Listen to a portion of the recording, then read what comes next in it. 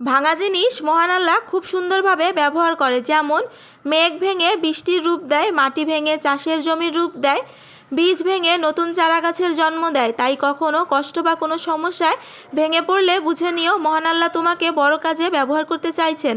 তাই ধৈর্য রাখো, সুদিন আসবে ইনশাআল্লাহ। আসসালামু আলাইকুম। কেমন আছেন আপনারা সবাই?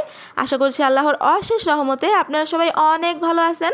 আর এই তো চলে আসলাম আরেকটি নতুন ব্লগ ভিডিও নিয়ে। আশা করছি আমার আজকের ব্লগ ভিডিওটি আপনাদের ভালো লাগবে। তো মধ্যবিত্ত পরিবারের কুরবানি ঈদের প্রস্তুতি এবং খুব সহজেই আমি যেভাবে রাইস কুকারে ঝরঝরে পোলাও রান্না করি সেটাই কিন্তু আজকের ভিডিওতে শেয়ার করব। তো এই তো সকাল সকাল ঘুম থেকে উঠে ব্রাশ করে নিয়েছি, এখন রান্নাঘরে চলে এসেছি। তো কিছুদিন আগে যে নাস্তাগুলো এনেছি এগুলো কিন্তু বের করে রাখা হয়নি, তো আজকে সেই কাজটাই করে নিতেছি। তো এই নাস্তাগুলো এখন আগে বের করে নিব, তারপরে আমরা নাস্তা করে নিব। তো আমার প্রিয় প্রিয় আপু ভাইয়ারা, আপনারা সকলে কেমন আছেন অবশ্যই কমেন্ট করে জানাবেন। আর আমার প্রিয় প্রিয় আপু ভাইয়ারা, প্লিজ একটা লাইক দিয়ে সম্পূর্ণ ভিডিওটা দেখে নেবেন। আর এই যে চিরা, তারপর আলু চিপস, তারপরে হচ্ছে অন্য রকম চিপস আছে, তো চিপসের অনেক নাম আছে। তো সেই চিপসগুলো এখন সব বের করে নিব। আর হচ্ছে কিশমিশ আছে, কিশমিশগুলো বের করে নিব। তোমার প্রিয় আপু ভাইয়ারা, আজকে যারা নতুন আমার চ্যানেলটি ভিজিট করবেন, প্লিজ আমার চ্যানেলটি সাবস্ক্রাইব করে আমার পাশেই থেকে যাবেন। আর যারা যারা আমার চ্যানেলটি সাবস্ক্রাইব করে আমার পাশে আছেন তাদেরকে আমার মন থেকে অনেক ধন্যবাদ এবং তাদের প্রতি অনেক দোয়া রইল। আর এই যে এটা হচ্ছে একটা কাঁচের বরম, এটা হচ্ছে জেলির বরম ছিল, তো এটা আমি ধুয়ে রেখেছি। তো এখানে আমি কিশমিশগুলো রেখে দিই। আর হচ্ছে কাঁচের বরমে কিশমিশ অনেক দিন ভালো থাকে, এটা নর্মাল ফ্রিজে আমি রেখে দিব, অনেক দিন ভালো থাকবে। তো আপনারাও চাইলে কিন্তু কাঁচের বরমে নর্মাল ফ্রিজে কিশমিশ সংরক্ষণ করতে পারেন, অনেক দিন থাকে। তো এই তো আমার কিন্তু সব কিছু বের করা হয়ে গিয়েছে, এখন এগুলো আমি ঠিকঠাক করে রেখে অফ ক্যামেরায় নাস্তা খেয়ে নিয়েছি। আর আজকে কিন্তু অনেক কাজ আছে, তো নাস্তা খেয়ে কাজ শুরু করে দিয়েছি। যে কাজ করতে যখনই চলে এসেছি, আজকে আমার বেডরুমটা ডিপ ক্লিন করে নিব। তো বেডরুম ডিপ ক্লিন করতে গেলে তো ফ্যানটা পরিষ্কার করতেই হবে। আর এটা কিন্তু নতুন ফ্যান, এক সপ্তাহ হলো লাগানো হয়েছে, তারপর দেখেন কতটা ধুলা হয়ে গিয়েছে। এখন যেহেতু গরমের সময় এরকম তো হবেই। আর এদিকে যে মাকড়সার যে আঁশটা আছে সেগুলো আমি ছাড়িয়ে নিতেছি, তো অনেক ময়লা হয়ে গিয়েছে।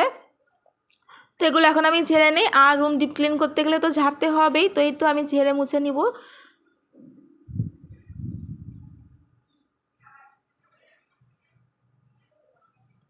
আর এই যে সোফার উপরে একটা ওড়না দিয়ে রাখছি, নাহলে আবার সোফার উপরে বেশি ধুলা পড়ে যাবে। আর এই যে ফ্যানটাও কিন্তু মুছে নিয়েছি। আর ফ্যান মোছার পরে ওয়ার্ড্রোবের উপরে, তারপর বিছানায় অনেক বেশি এই যে এরকম ফ্যানের ময়লা পড়ে গিয়েছে, এগুলো আমি সুন্দর করে মুছে নিয়েছি। এই যে অনেক সুন্দর হয়েছে মুছার পরে। তো এই তো ফুলগুলোও সুন্দর করে রেখে দিয়েছি, ড্রেসিং টেবিলটাও মুছে নিয়েছি। তো রুম যখন ডিপ ক্লিন করতে যাব সব কিছুই কিন্তু মুছতে হবে। আর এই যে সোফাটার মধ্যে একটু ধুলা পড়েছে সেগুলো আমি ঝেড়ে নিতেছি, ঝেড়ে নিয়ে তারপরে বিছানাটা যে আছে বিছানাটা ওই যে মুছে নিতেছি। তো যখন ডিপ ক্লিন করা হয় তখন কিন্তু সব কিছু মুছে নিতে হয়, না হলে আবার ডিপ ক্লিন হবে না। আর এমনি সময়ও কিন্তু মোছা হয়, কিন্তু ডিপ ক্লিন আর সেভাবে করা হয় না, যেহেতু আমাদের ছোটো বাচ্চা আছে সব দিন কিন্তু এভাবে পরিষ্কার করা হয় না। তো মাঝে সাঝে এরকমভাবে ডিপ ক্লিন করে নিই আমি, তো এই জন্য আজকে একটু শেয়ার করে দিলাম। তো আমার প্রিয় প্রিয় আপু ভাইয়ারা, যারা যারা আপনাদের বাসাটা ডিপ ক্লিন করেননি এখনই করে নেবেন, নাহলে আবার সামনে ঈদ আসতেছে, অনেক বেশি ঝামেলা হয়ে যাবে। আর এই যে সব কিছু মোছামুছি করার পরে কিন্তু আগে আমি ঘরটা ঝাড়ু দিয়ে নিব, কারণ হচ্ছে ঘরে অনেক বেশি ধুলা পড়েছে, এখন এই বিছানার চাদরটা বিছাবো না। আর এই তো ঘরটা ঝাড়ু দিয়ে ফ্যানটা ছেড়ে দিলাম, তারপরে তো ফ্যান ছেড়ে সুন্দর করে বিছানার চাদরটাও কিন্তু আমি বিছিয়ে নিয়েছি। আর ঘরে ধুলা থাকলে কিন্তু বিছানার চাদর বিছাইলে কী হতো, ওই পায়ের সাথে ময়লাটা কিন্তু বিছানা চলে যেত। এজন্য আমি কিন্তু আগে ঘরটাই ঝাড়ু দিয়ে নিয়েছি। আর এই যে এই বেডশিটটার সাথে যে বালিশের কাভারগুলো ছিল সেগুলো আমি খুঁজে পাইতেছি না কোথায় যে রাখছি। তো আগে যে বিছানার চাদরটা ছিল সেই বালিশের কভারটার সাথেই রেখে দিয়েছি, তারপরে মাশাল্লাহ অনেক সুন্দর লাগতেছে। আর ঘর দুয়ার ঝাড়ু দেওয়ার পরে মুছার পরে কিন্তু অনেক সুন্দর লাগে। আর এই যে এটা হচ্ছে একটা আঙ্গুর ফলের গাছ, আর এটা কিন্তু আমি নিজে তৈরি করেছি, মাশাল্লাহ অনেক সুন্দর হয়েছে।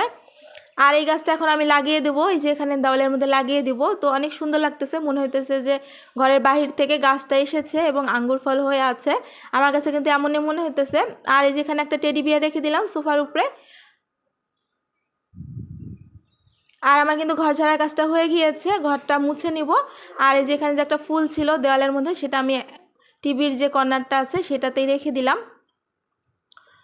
তো ঘরটা গুছানোর পরে কেমন হয়েছে, ভালো লাগলে অবশ্যই কমেন্ট করে জানাবেন। আর দুপুরে কী কী করি সেগুলো কিন্তু শেয়ার করব, সাথেই থাকবেন। আর ঘর দুয়ার পরিষ্কার করার পরে মুছার পরে কিন্তু অনেক সুন্দর লাগে, আর আমার কাছে ভালোই লাগতেছিল। এই জন্য কিন্তু একটু বেশি করে ভিডিও করে নিয়েছি। আর এই যে এখানে আমি পানিতে ফুল রেখে দিয়েছি। তো আমার প্রিয় দিদিভাই অনুশ্রী দিদিভাইয়ের ভিডিওতে দেখেছি যে সে এভাবে পানিতে ফুল রেখে দেয়, তাই আমারও একটু শখ হয়ে গিয়েছে। এই জন্য কিন্তু আমি পানিতে ফুলটা রেখে দিয়েছি। দিদিভাইকে দেখি প্রতিদিনই পানিতে ফুল রাখে, আর এই ফুলগুলো আমার বোন এনে দিয়েছে। তো ভাবলাম যে এত সুন্দর সুবর্ণ সুযোগ কীভাবে মিস করি। আর এই তো ঘর ঝেড়েছি, বিছানার চাদর উঠিয়েছি, আর কাপড় ধুতে হবে না সেটা তো হতেই পারে না। এই জন্য দেখেন কত কাপড় বের হয়েছে, সেই কাপড়গুলো ধুয়ে নিয়েছি। আর আগের দিন কত কাপড় ধোয়া হয়েছে, এই যে দেখেন অনেক কাপড় ধোয়া হয়েছে। এই কাপড়গুলো কিন্তু এখন আমি গুছিয়ে নিব। তো এভাবেই কিন্তু আমি একটার পর একটা কাজ গুছিয়ে নিই। একটার পর একটা কাজ গুছিয়ে নিলে হয় কি, কাজ আর জমে থাকে না, খুব তাড়াতাড়ি কিন্তু কাজগুলো হয়ে যায়। যদিও ঘর ঝাড়ার দিন অনেক বেশি কাজ থাকে, কিন্তু আমার কাছে আর সেরকমটা মনে হয় না। আমি এভাবেই গুছিয়ে কাজ করতে পছন্দ করি। তো আপনারাও চাইলে কিন্তু এভাবে গুছিয়ে কাজগুলো করে নেবেন। আর এই যে কাপড়গুলো আমার গুছানো হয়ে গিয়েছে, এখন জায়গায় রেখে দিব। আর কাপড়গুলো জায়গায় রেখে দিয়ে দুপুরে রান্নাবান্নায় চলে এসেছি। তো এই তো রাইস কুকারে আমি পোলাওটা যেভাবে রান্না করি সেটাই কিন্তু শেয়ার করছি। এই যে এখানে রাইস কুকারে আমি তেল দিয়ে দিলাম, আর এখানে দারচিনি, সাদা এলাচ, তারপরে হচ্ছে পেঁয়াজ কুচি দিয়ে দিয়েছি। আমি যেহেতু অল্প পোলাও রান্না করব সেহেতু কিন্তু আমি অল্প পেঁয়াজ কুচি দিয়েছি। আপনারা যদি বেশি পোলাও রান্না করেন সেক্ষেত্রে কিন্তু একটু বেশি করে পেঁয়াজ কুচিটা দিবেন। আমি জাস্ট 2 পট চাল নিয়েছি, এজন্য কিন্তু কম দিয়েছি। আর এখানে আমি একটু আদা রসুনের পেস্ট দিয়ে দিলাম। এখন আমি এই যে পেঁয়াজের সাথে আদা রসুন পেস্টটা ভেজে নিব, কারণ আদা রসুনের যে একটা এক্সট্রা গন্ধ আছে এই রাইস কুকারেই কিন্তু ভাজার কারণে এই এক্সট্রা গন্ধটা চলে যাবে। আর এই যেখানে আমি কিন্তু চালটা অনেকক্ষণ আগে ধুয়ে রেখেছি, চালটা দিয়ে দিয়েছি, আর কিছুটা কাঁচামরিচ দিয়ে দিয়েছি, কয়েকটা কাঁচামরিচ। এখন স্বাদ অনুযায়ী লবণ দিয়ে দিলাম। এখন এই তো পোলার চালটা কিন্তু রাইস কুকারে খুব ভালো করে ভেজে নিব। আর হচ্ছে রাইস কুকার যখন আপনারা ব্যবহার করবেন অবশ্যই কিন্তু কাঠের চামচ ইউজ করবেন, কারণ যেহেতু রাইস কুকারটা কারেন্টের চুলায় কারেন্ট থাকে। তো আপনারা যদি চটা বা স্টিলের চামচ ব্যবহার করেন সেক্ষেত্রে কিন্তু কারেন্ট শর্ট খেতে পারেন। এই কারণে এই যে কাঠের চামচ ইউজ করতে পারেন।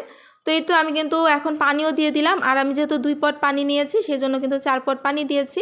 মাপটা অবশ্যই বুঝে শুনে দিবেন, না হলে আবার পোলাওটা কিন্তু নরম হয়ে যাবে। 2 পট চালের জন্য 4 পট পানি দিয়ে দিয়েছি। আর আপনারা যত পট চাল দিবেন তত পটই তার ডাবল পট পানি দিলেই হয়ে যাবে। আর এখানে পটল ভাজি করে নিয়েছি। আর এই পটল ভাজিটা করা কিন্তু আমার আরেকটা আপুর চ্যানেলে দেখে নিয়েছি, তো দেখে ভালো লেগেছে, এই জন্যই কিন্তু এভাবে পটল ভাজিটা করে নিয়েছি। আর এদিকে হচ্ছে মুরগির গোস্ত আলু দিয়ে রান্না করে নিতেছি। এই কিন্তু আমার দুপুরে রান্নাবান্না ছিল, মুরগির গোস্ত দিয়ে আলু, পোলাও আর হচ্ছে পটল ভাজি। আর আমার মেয়ের জন্য এখানে ভাত রান্না করে নিতেছি। আমার মেয়ে তো পোলাও খেতে পছন্দ করে না, আর সেজন্য ওর জন্য ভাতটাও রান্না করে নিতেছি। আর পোলাওটা কেমন ঝরঝরে হয়েছে সেটাও কিন্তু শেয়ার করব। এই দেখেন পোলাওটা কিন্তু হয়ে গিয়েছে, আমি আরও 5 মিনিট দমে রাখবো। একদম পোলাওটা একদম পারফেক্ট হবে। পোলাও হওয়ার পরে কিন্তু দমে রাখতে হয়, দমে না রাখলে কিন্তু পোলাওয়ের যে এক্সট্রা যে একটা পানি পানি ভাব থাকে সেটা কিন্তু যাবে না। এই জন্য কিন্তু আপনারা 5 মিনিট দমে রাখবেন। এখন চুলায় রান্না করেন আর রাইস কুকারে রান্না করেন, যেখানে রান্না করেন না কেন 5 মিনিট বা 10 মিনিট দমে রাখতেই হবে, না হলে কিন্তু পোলাওটার যে ঝরঝরে একটা ভাব আছে সেটা কিন্তু আসবে না। আর এই যে দেখেন কতটা ঝরঝরে হয়েছে, অনেক সুন্দর হয়েছে পোলাওটা, আর খেতেও অনেক বেশি ভালো হয়েছিল। আর এই যে বললাম না আমার বোন ফুল এনে দিয়েছিল, তখন কিন্তু আমি ফুলটা গোছানোর যে ভিডিও করেছিলাম সেটা শেয়ার করা হয়নি, শেষে শেয়ার করে দিলাম। আর ফুল তো আমার অনেক বেশি ভালো লাগে। আমার মতো কার কার ফুল ভালো লাগে, ভালো লাগলে অবশ্যই কমেন্ট করে জানাবেন। ফুল যে কোনো ফুলই হোক না কেন আমার তো অনেক ভালো লাগে। আর এর আগের একটা ভিডিওতে আমি এই কথাটা শেয়ার করেছিলাম, তখন আমার আরেক দিদি বা আপু সে বলেছিল, তার কিন্তু গার্ডেন আছে, তো সে বলেছিল যে তুমি যদি আমার আশেপাশে থাকতা তাহলে আমি তোমাকে প্রতিদিন অনেক অনেক ফুল দিতাম।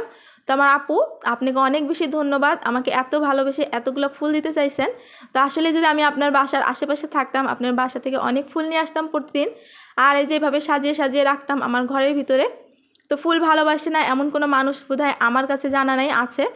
তো আমার অনেক ফুল ভালো লাগে। আর এই তো ফুলগুলো একটু সাজিয়ে গুছিয়ে নিতেছি। আর এই ফুলটা সাজানোর সময় মনটা অনেক বেশি ভালো হয়ে গিয়েছিল। আর যখন আপনার মন খারাপ থাকবে ফুলের দিকে তাকাবেন, ফুল সাজাবেন, ফুল কিনবেন, দেখবেন যে আপনার মন অটোমেটিক ভালো হয়ে যাবে। ফুল এমন একটা জিনিস। আর এই যে অনেক সুন্দর লাগতেছে। তো আজকের ব্লগ ভিডিওটা কেমন হয়েছে, ভালো লাগলে অবশ্যই কমেন্ট করে জানাবেন। আর আপনারা চাইলে কিন্তু এভাবে ঝরঝরে পোলাও রান্না করে নিতে পারেন। আর আজকের ব্লগ ভিডিওটা আর বেশি বড় করব না, এ পর্যন্ত রাখবো। সবাই ভালো থাকবেন, সুস্থ থাকবেন। আসসালামু আলাইকুম।